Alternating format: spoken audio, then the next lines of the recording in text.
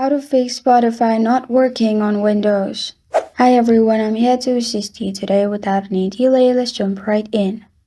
First, open Spotify and simply close the tab and reopen Spotify.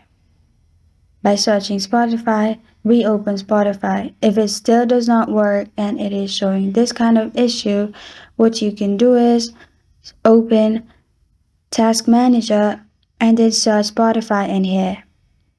After you find Spotify, right-click on Spotify and click on End Task.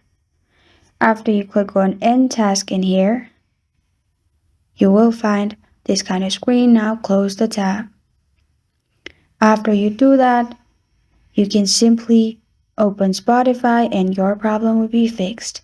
This is how to fix Spotify not working on Windows. Thank you for joining me today. If this video helps you out, please leave a like and subscribe for more. Got a question or want to suggest a topic, comment below. Thank you for watching.